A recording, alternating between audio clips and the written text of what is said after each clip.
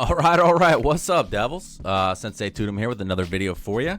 Missed last Thursday's video. Apologize for that. Anybody that was looking forward to it. Had a little bit of technical difficulties, so we got through it. We're back at it this week. Looking around for interesting charts to show you guys, and the whole world's probably looking at the equity markets, the Bitcoin market. Everything had a pretty rough day. This is Wednesday, the evening before you're going to see the video, Thursday. And,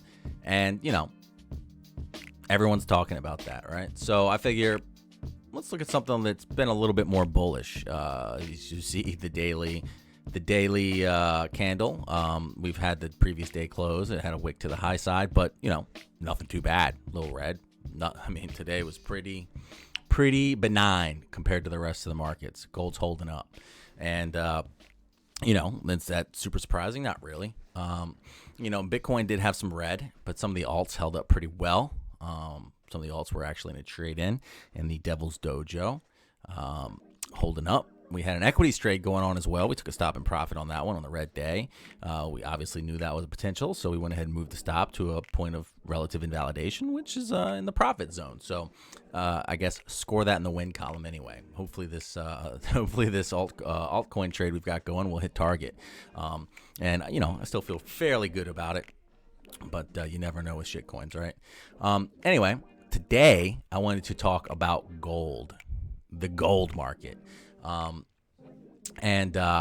So we've got that chart up, and back in March, Hove and I did a stream for a live stream for the members, and it was about the time of this top. I don't remember exactly where we were, but we weren't too far down in this yet.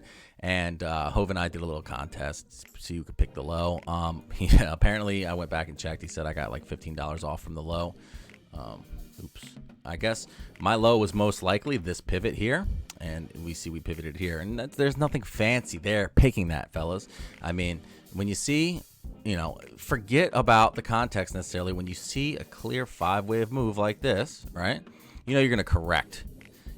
This is the strength of Elliott. You don't always have clarity at every degree, but the strength of Elliott is that we have these normal expectations, right?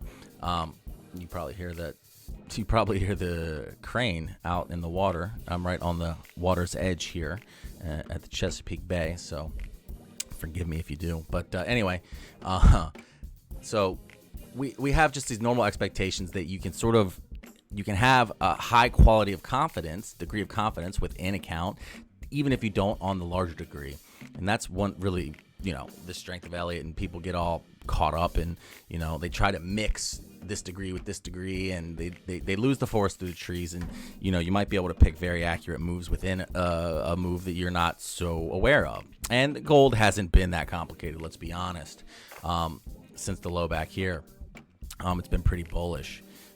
We haven't completed yet, I would say, an impulse that would match this degree, but we'll get into that in a second.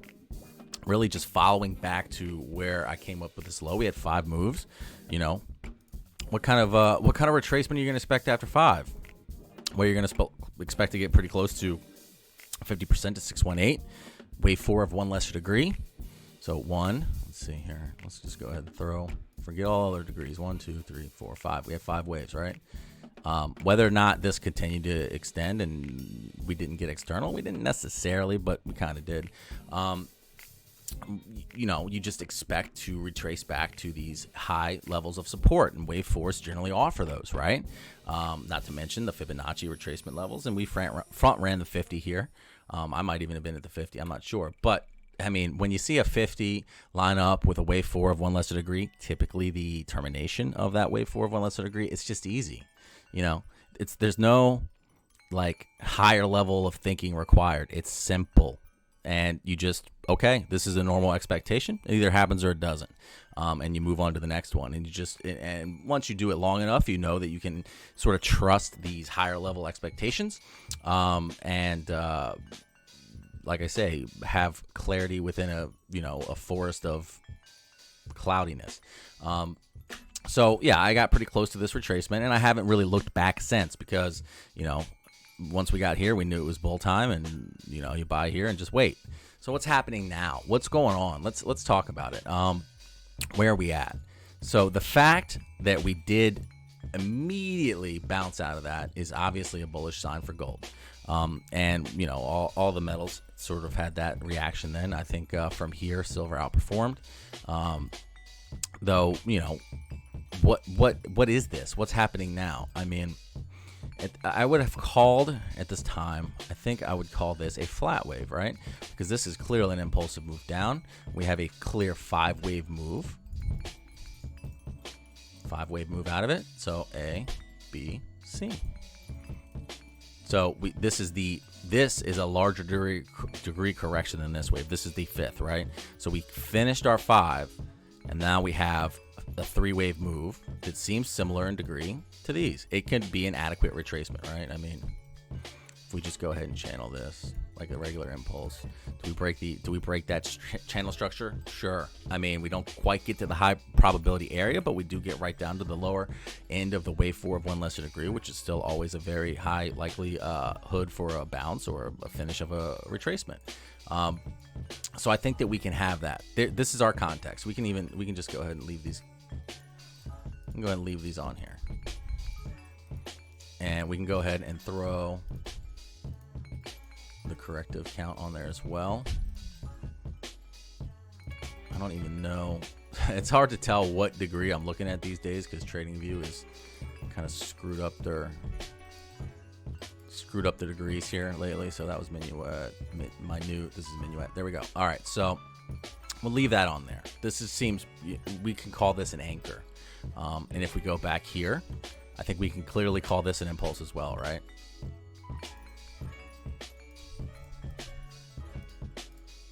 Like that.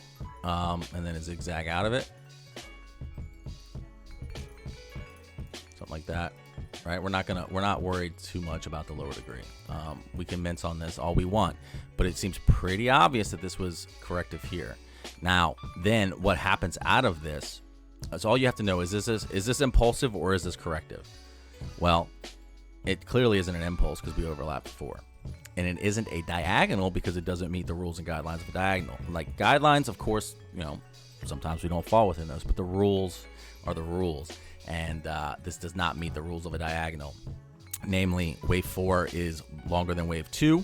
But other than that, I think we do meet pretty well. If we say 1, 2, 3, 4, 5, but this is still longer than this. And then in addition to that, in a contracting diagonal, it can't meet expanding diagonals because it's not even close. You would need contracting trend lines. These do not contract. These are not contracting. So this is not a diagonal. So then we'll just go ahead and say, we'll accept it as a corrective wave. Maybe it's a WXY. You know, maybe we'll say that. 1, 2, 3, W, X, 1, 2, 3, Y. Go take this down. Oops. You wet? That's what we want. And then we'll call this an impulse down. And it doesn't even matter necessarily how you might, you know, 1, 2, 3, 4, 5, 6, 7, 8, 9. 9 swing move. Won't even throw a label on it, but it's an impulse. So then at that point, this becomes, we actually need to take this down, all down 1 degree.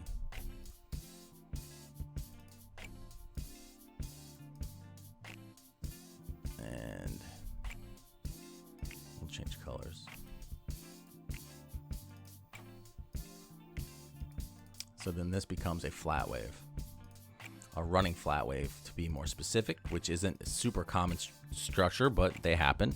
I'd say when you see a running flat's probably what, 10% of the time. So out of the flats, you get, you know, how many opportunities do you see for a flat? And then of those flats, maybe 10% of the time, something like that.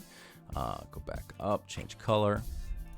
Now, does this meet the rules and guidelines for a flat wave? Well, obviously, we at least retrace 90% of the A wave with the B wave. Great. And do we retrace at least 80% of the B wave with the C wave for a running flat? And yes, we do. 786, 80%. I mean, 6 1/2 dozen another. That's damn close. You know, less than 0.15 off. So yeah, we've got a running flat here. We've got a rules compliant running flat, rules and guideline compliant. So at this point, when we had completed here, the idea was whether or not, you know, with this move, calling this low here, whether it was an intermediate low and we just bounced and came back down, it was a good idea for a good area for a bounce no matter what. So at this point, we had a 3-wave structure completed, potentially. All right, 1, 2, 3, which could be a zigzag. And considering the shape of this wave, we don't know. We're in that forest of cloudiness because this looks very impulsive. And if this is very impulsive, it can't be a correction for this bigger wave that it's over here, right? It can't be a finished correction. So then you would expect another 5-wave down after a 3-wave move, despite everything really lining up to be impulsive here. You know, if you throw your base turn channel on it, you broke out of it, not quite on the 3 of the 3, but you broke out of it. And then you come back down within, but come right back out. So very, very impulsive looking so far. So with this giant sideways potential 2, we'll say potential 2 because we've gone up and created another high relative to this completed 3. This, you know, it is a flat, right? But I would say we could easily say that it is in effect a sharp move because of the way, you know, just look at it. That's all you need to do. Again, you don't have to do any higher level of thought. Just, you know, look at this. Real flat, real sideways, very sharp. While it's still a sharp, it's still a sideways corrective move because it's a flat. There are times when a zigzag as a sharp can in effect be a sideways, and when a flat like we have here can in effect be a sharp. And that's important. I don't know a lot, maybe some of you don't know why that's important, but that's what we call the rule of alternation, which isn't actually a rule, but really just about in every single impulse you're going to see that.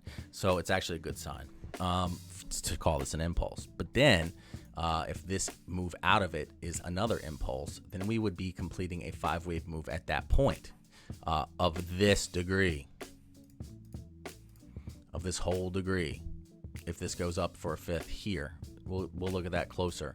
But if that's the case, then what we expect from there is then another, you know, let's just say the highs end. We're not even getting into that yet. We would expect a 3-wave move retracement, maybe to wave 4 of 1 lesser degree, which is this, which typically would retrace to wave 4 of previous lesser degree, and both of those line up perfectly. So that could be a good target, if we think this is finished. But we'll have to dive into that and see what we think. So what we typically do for those is we do a deep dive at the Discord for all of the members, free, social, and educational. And if you guys are interested in seeing how I count this and if I think that this is a 5th wave move, come on over there and join us, and we'll talk about it, because it is a big deal, because there are 2 options here. Maybe this move hasn't even finished. Maybe this is still just an internal retracement to this previous leg, and this wave is still going. You know, maybe this wave 3, I mean, if we look,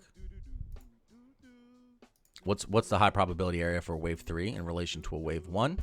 Would be 1618, and we've already broken through that. Of course, we can throw on the 175 to throw on the high probability area, and we've even broken through that. Of course, where we had the wave 3 was right to the 16118 to the tick, almost, not quite.